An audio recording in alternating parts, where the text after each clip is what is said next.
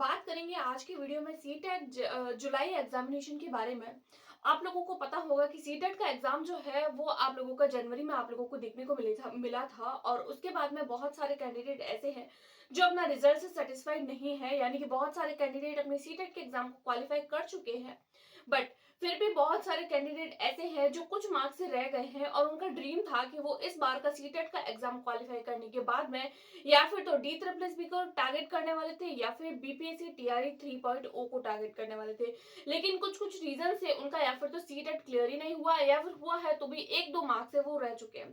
तो आज की वीडियो में हम लोग डिस्कस करने वाले हैं कि सीटेट एग्जामिनेशन नेक्स्ट जो सीटेट होगा वो कब होगा, सीटेट का नोटिफिकेशन कब तक आने के चांसेस है, ये ऑफलाइन होगा ऑनलाइन होगा और एग्जाम इसका कब तक होगा, और सीटेट का एग्जाम आपके हर एक टीचिंग एग्जाम के लिए किस तरीके से बेनिफिशियल होने वाला है, उन सब के बारे में डिटेल में डिस्कस करने वाले हैं।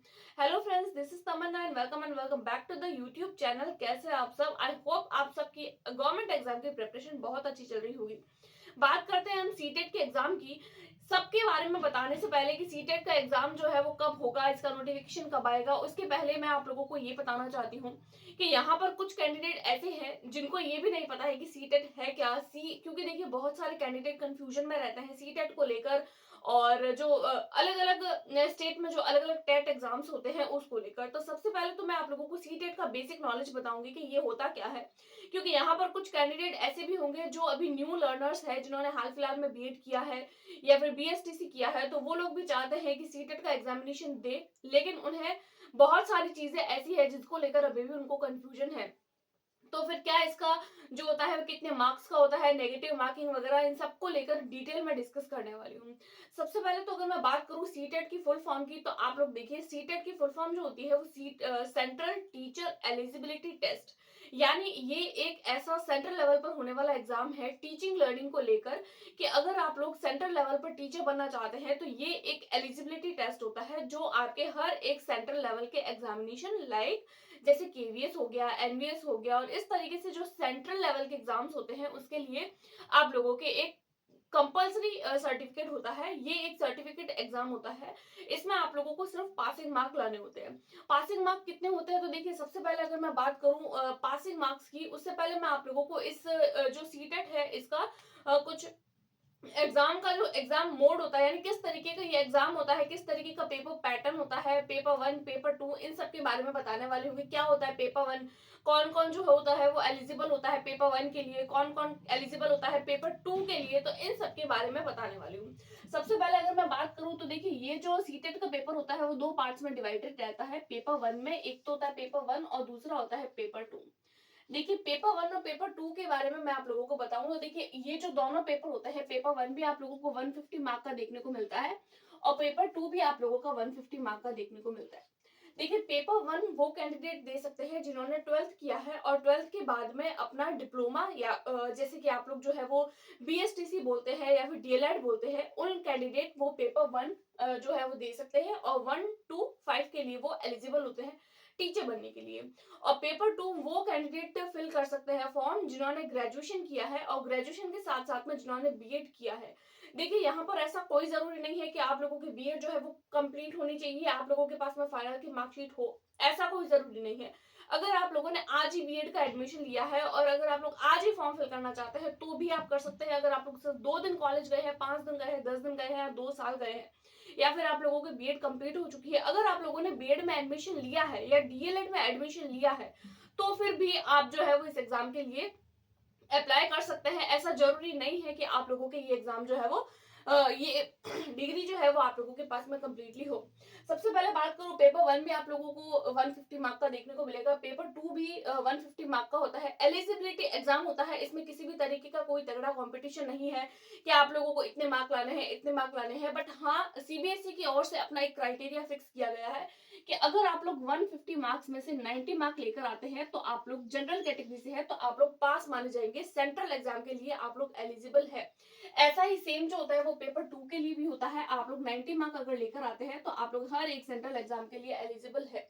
सेंट्रल एग्जाम के साथ साथ में आप लोगों के बहुत सारे ऐसे एग्जाम्स होते हैं लाइक बीपीएससी हो गया और चंडीगढ़ हो गया, इस तरीके के जो एग्जाम्स होते हैं, कुछ कुछ स्टेट के एग्जाम होते हैं, उन स्टेट एग्जामिनेशन के लिए भी आप लोगों का सीटेट जो होता है वो कंपलसरी होता है। तो उन एग्जाम्स के लिए भी आप लोगों को सीटेट देना होता है, ताकि वो सर्टिफिकेट आप लोगों के नेक्स्ट टीचिंग एग्जाम या जो भर्ती होती है उसमें काम आ सकता है। अब देखिए, बात करें पेपर पैटर्न की, तो ये 150 मार्क का होता है, 90 मार्क कंपलसरी होता है अगर आप लोग जनरल कैटेगरी से हैं, और अगर आप लोग SC ST OBC कैटेगरी से है तो आप लोगों को 82 मार्क लाने होते हैं। 82 मार्क यहाँ पर भी और 82 मार्क यहाँ पर भी। अब हम बात करते हैं इसका किस तरीके के इसमें सब्जेक्ट्स पूछे जाते हैं। तो देखिए, सब्जेक्ट्स की अगर मैं बात करूं तो आप लोगों को यहाँ पर पेपर 1 में CDP देखने को मिलेगा, यानी चाइल्ड डेवलपमेंट एंड पेडागोजी। दूसरा अगर मैं बात करूं EVS की, तो आप लोगों को EVS यानी कि एनवायरमेंट स्टडी देखने को मिलेगा। तीसरा आप लोगों को सब्जेक्ट देखने को मिलेगा यहाँ पर मैथ्स। और चौथा आप लोगों को देखने को मिलेगा हिंदी या इंग्लिश। देखिए, हिंदी या इंग्लिश का मतलब है आप लोग कोई भी 2 लैंग्वेजेस चूज कर सकते हैं, हिंदी इंग्लिश, संस्कृत उर्दू पंजाबी। इस तरीके से आप लोगों को 80 से भी ऊपर भाषाएं देखने को मिलेगी। जो लैंग्वेज आप लोगों को अच्छी आती है वो लैंग्वेज आप लोग चूज कर सकते हैं। मैं यहाँ पर जनरली जो कैंडिडेट यूज करते हैं लैंग्वेज का, उसी की बात करूंगी। फर्स्ट लैंग्वेज हिंदी और सेकंड लैंग्वेज जो होती है वो इंग्लिश। इस तरीके से 5 सब्जेक्ट्स आप लोगों के पूछे जाते हैं। हर जो पार्ट होता है 5 पार्ट में डिवाइड रहते हैं, 150 मार्क, और हर जो पोर्शन होता है वो 30-30 मार्क का आप लोगों को देखने को मिलेगा। इसी तरीके से पेपर 2 की बात करें तो पेपर 2 भी में भी आप लोगों को एक देखने को मिलता है CDP यानी चाइल्ड डेवलपमेंट एंड साइकोलॉजी।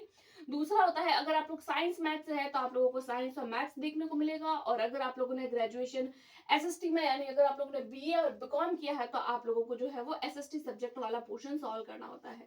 उसके बाद में हम लोग बात करें हिंदी की और लैंग्वेज, और फिर से आप लोगों को देखने को मिलेगी इंग्लिश लैंग्वेज। सेम आप लोगों के पेपर पैटर्न इसी तरीके से रहता है।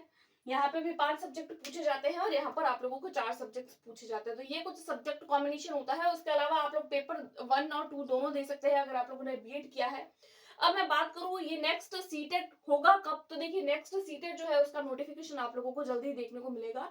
देखिए, बात करते हैं सीटेट का एग्जाम जो होता है वो पहले 2011 से जब सीटेट होना स्टार्ट हुआ है तब से ये पेपर जो है वो आप लोगों को ऑफलाइन देखने को मिला है। ऑफलाइन आप लोगों का ये पेपर हुआ करता था, और कुछ टाइम बाद यानी कि 2019 के बाद में इस पेपर को ऑनलाइन कर दिया गया। ऑनलाइन मोड पर यानी CBT mode, computer based examination test किया जाता था।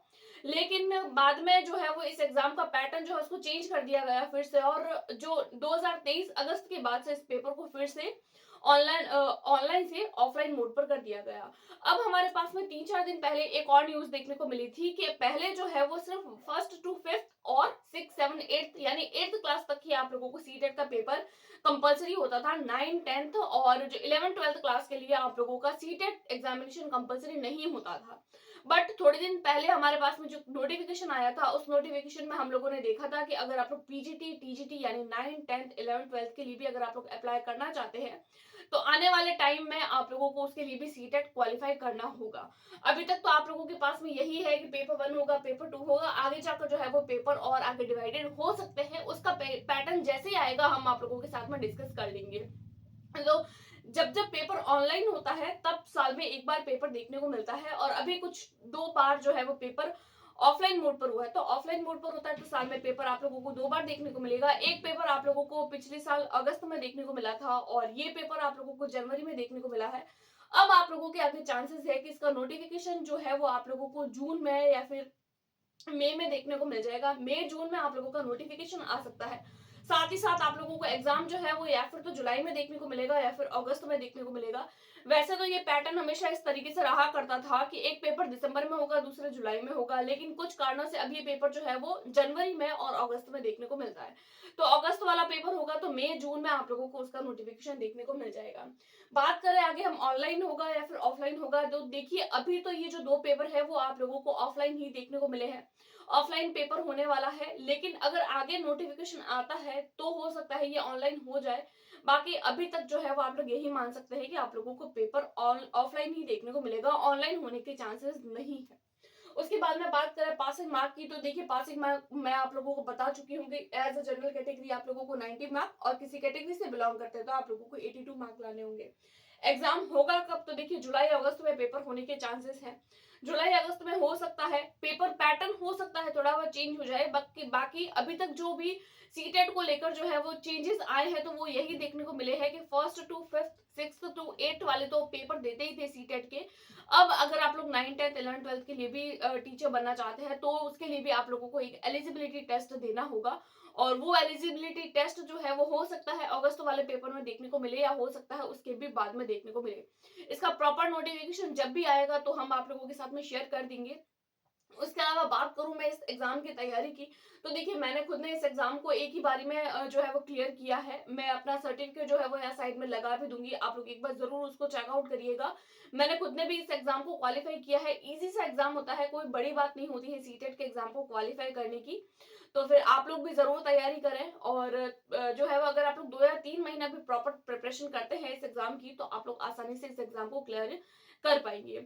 आई होप आप लोगों की ये छोटी-सी जानकारी पसंद आई होगी। अगर पसंद आई है तो वीडियो को लाइक करें, चैनल को सब्सक्राइब करें अगर अभी तक नहीं किया है, क्योंकि हम हमारे चैनल पर हर एक टीचिंग एग्ज़ाम को लेकर जितने भी इन्फॉर्मेशन होती है ऑथेंटिक, उसको आपके सामने शेयर करते हैं, आपसे कुछ सीखते हैं और आपको थोड़ा बहुत सिखाने की कोशिश करते हैं। आई होप आपको वीडियो पसंद आई होगी। वीडियो पसंद आई है तो अपने दोस्तों के साथ में शेयर ज़रूर करें। Thanks for watching.